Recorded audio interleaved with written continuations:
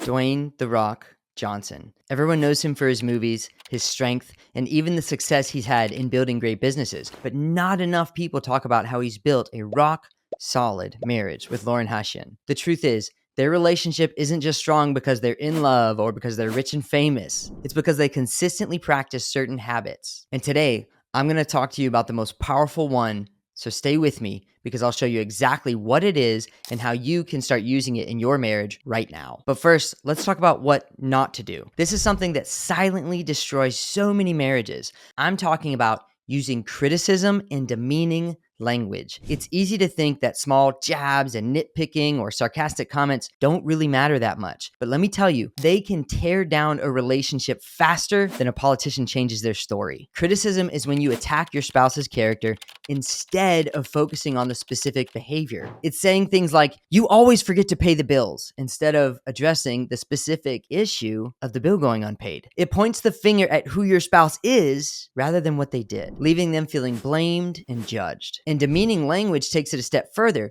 It's when you belittle, mock, or speak down to your spouse, often using sarcasm or hurtful comparisons. It might sound like, "You can't do anything right," or "Why can't you be more like Joe?" I don't know who Joe is, but Joe, if you're watching this, keep being awesome and making the rest of us guys look bad. But seriously, these comments might seem small in the moment, but they build up and cause serious damage, making your spouse feel inadequate and unloved. This kind of language literally adds insult to injury and takes small annoyances and turns them into big problems. And sometimes it's not even what you say out loud. It's the internal dialogue. When you start thinking things like, "This is never going to get any better," or "I married the wrong person," these thoughts only pour gasoline on the fire of negativity, making it almost impossible to rebuild trust and connection. So how does this usually play out in a marriage? Well, maybe your spouse comes to you after a long day and says, "I'm so stressed with work and I don't feel like I'm doing anything right." And instead of offering love and support, you respond with, "Well, maybe if you weren't so disorganized, you'd get it right once in a while." Ouch, right?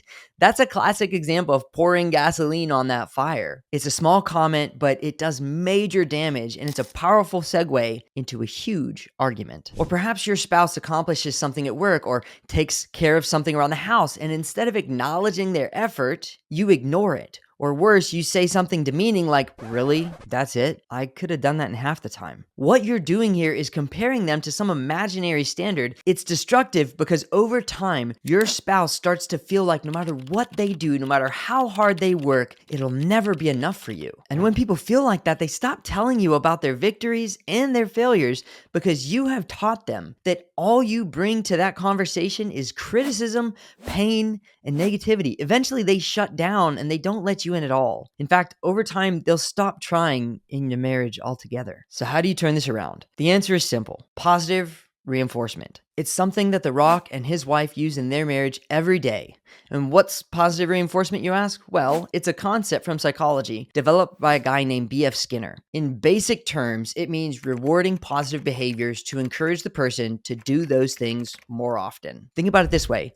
When you notice and acknowledge the good things that your spouse does, you're reinforcing that behavior. It's like giving them a little boost that says, "Hey, I see you and I appreciate you." Over time, this builds a stronger emotional connection and makes your spouse feel valued. It's the exact opposite of pouring that gasoline on the fire. It's more like watering a plant. You're nurturing your marriage with love to help it grow and thrive. Now, I know what you're thinking. It can't be that easy, right? Well, it might actually be a little harder than it sounds because as human beings, we're wired to notice the bad. Back when we lived in caves, we had to pay attention to danger. Things like saber-toothed tigers trying to eat us or a neighboring villager who wants to steal our fire. Don't touch this fire. That's my fire. Hot. Being on high alert to danger was how we didn't get eaten. But in modern life, especially in marriage, constantly noticing danger and the bad things that are happening, it's actually really hurting you. And this is why it takes effort to practice positive reinforcement. Our brains are designed to spot the negative. But in marriage, that can lead to an overly critical mindset. And if we're not careful, we start focusing only on what our spouse does wrong instead of celebrating what they're doing right. And that's a quick path to a disconnected, unhappy marriage. This idea of positive reinforcement is something that God has already told us. In Ephesians 4:29, it says, "Do not let any unwholesome talk come out of your mouths, but only what is helpful for building others up." In other words, positive reinforcement isn't just good psychology.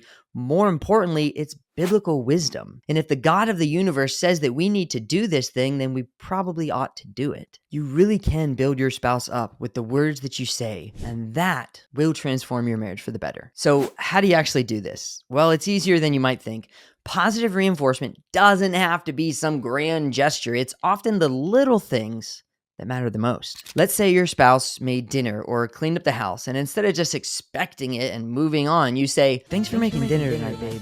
I really appreciate it." Or whatever other cute name you use for your spouse. That small comment can make them feel seen and valued, and it encourages them to keep doing those little acts of service because they know that you notice and appreciate them. Maybe your spouse is working on being more patient with the kids. Instead of saying, "Finally, you're being patient," which comes off as demeaning and rough, you could say, "I've noticed how patient you've been with the kids lately. It really means a lot to me."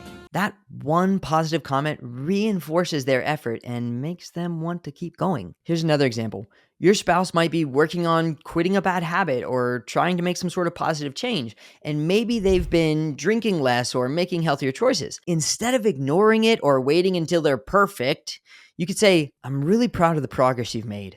Keep going. You're doing great." Celebrating the small wins along the way makes a big difference. So if you've ever heard of Dr. Jordan Peterson, he talks about how celebrating the small victories in people's lives helps them grow. He explains that when we acknowledge even the smallest positive behavior, we're training that person to continue that behavior. It's a way of encouraging the good things that you want to see, and that applies perfectly to marriage. In fact, it'd probably be best if my wife doesn't see this video. I wouldn't want her to know I've been trained here this whole time. But before we get too deep into how positive reinforcement can transform your marriage, I need to warn you about a mistake that many couples make when trying to implement this. If you're not careful, you could feel like you're doing everything just right, and yet it's not working. It's one of those things that could make all the difference between success and failure with this. I'll tell you exactly what it is and how you can avoid it in just a sec. Positive reinforcement works because it creates a cycle of appreciation and love. Think of it like a boomerang. You throw something positive out there to your spouse and it comes right back to you. The more you notice and acknowledge the good things that your spouse does, the more they'll want to keep doing them. Instead of focusing on what's wrong, you're celebrating what's right. And this works just like it did for The Rock and for Lauren. Over time, this creates a cycle of positivity in your marriage where both partners feel appreciated and motivated to keep showing up for each other. And that's the power of positive reinforcement. Unfortunately, it's probably not powerful enough to give you abs or biceps like his. I've been trying this stuff for a while, and I don't quite look like him yet. Now let's take it a step further and dive a little deeper into how positive reinforcement works and how it can actually change the behaviors in your marriage. This taps into something that's called operant conditioning. It's a principle studied by a psychologist named B.F. Skinner. And if you've ever heard of Pavlov's dogs, it's that famous experiment where a scientist named Ivan Pavlov trained dogs to drool when they heard a bell because they associated the sound of the bell with getting food. And every time the dogs heard the bell, they expected a treat, and their brains made that connection between the sound and the reward. And that's the essence of conditioning. But here's where it gets fun.